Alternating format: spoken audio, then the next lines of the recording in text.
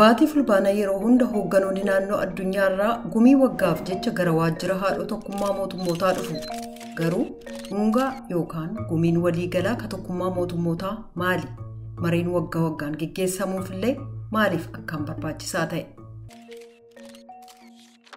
So the high-level week brings together leaders from around the world for this waggaa waggaatti baatii fulbaanaa keessa innaa hoogganoonni gumii waggaaf waajjira haadhoo ka tokkummaa mootummootaatti walga'an qiyyaafati addunyaa gara magaalaa New Yorkitti deebi'a.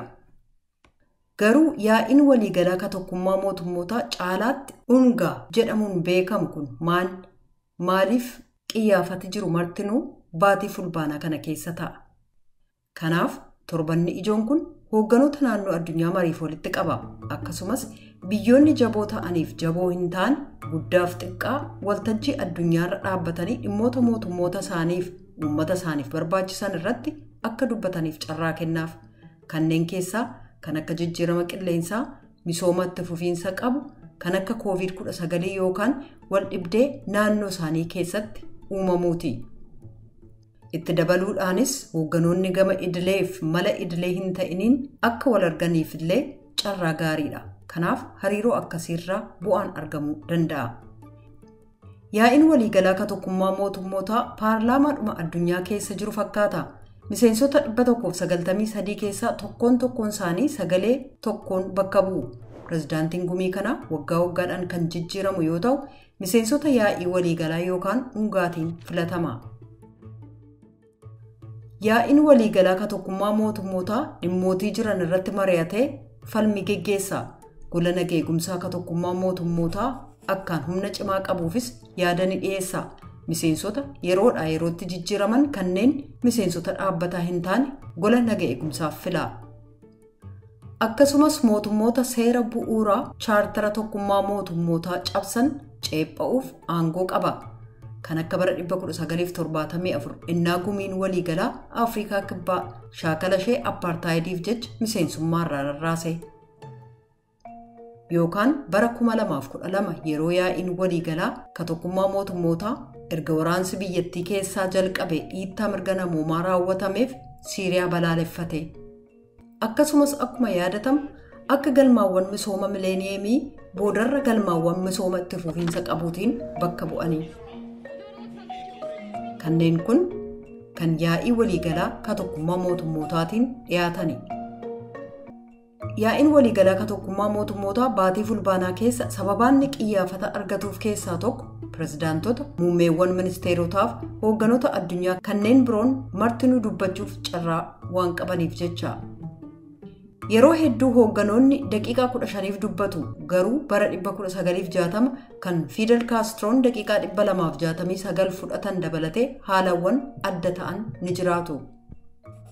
Hoogganoonni addunyaa waltajjii guddaa kana innaa dhuunfatan cinatti immoo dhimmootii barbaachisoo ta'an hedduun jiru.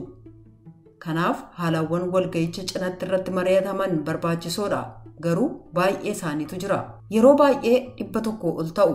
Dhuguma sagalee adda addaa hawaasa siivikiirraa, dargaggootarraa, ogeeyyii damee adda addaarraaf namoota haleellaarraa lubbuun hafanirraa gara waltajjii tokkummaa mootummootaa akka dhufaniif barbaachisaadha.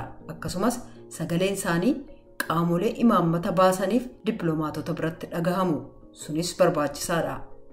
Akkuma bara 2021 yeroo baandiin ijoollee dhiiraa Kooriyaa Kibbaa BTS jedhamu walga'ii sadarkaa olaanaa kan agarsiisaaf haasaa waa'ee jijjiirama qilleensaa, hawaasa dijitaalii, talaalliif dhaloonni booddee humna isaan qaban ilaalchisee dhiyeessanii.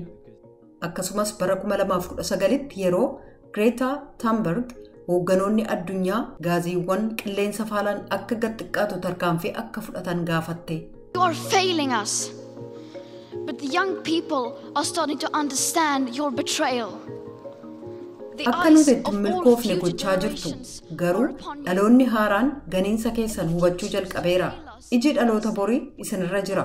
Yoo akka nuti itti milkoofne gochuu filattan nan jedha qaruma dhiifama isiniin goona. For the journalists, it's the busiest week of their UN calendar year, and it's early hours to late nights Gaazexeessota waajjira haadhoo tokkummaa mootummootaa keessa gabaasaniif yeroon isaa yeroo hojiin itti baay'atu. Ganamaa qabee hamma halkanitti dippiloomaatota argachuuf akkasumas oduu ammee dhiyeessuuf fiigaa oolu naannoo addunyaatii haala waajjira haadhoo tokkummaa mootummootaatti geggeeffamu gabaasuuf gaazexeessota 1,000 hanga 2,000 ta'antu pirezidaantota muumeewwan ministeerotaa waliin akkasumas qofaa isaanii argamu.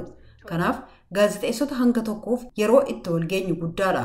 Gaazexeessota yeroo dheeraaf hin argine waliin illee wal argina baay'ee namatti tola. Akkuma kanammoo dhugumatti oduu gabaastotaaf yeroo baay'ee dadhabsiisaadha. Ganama bariidhaa qabee hanga halkanitti kan hoogganoonni dubbatan torbee itti gabaasanidha.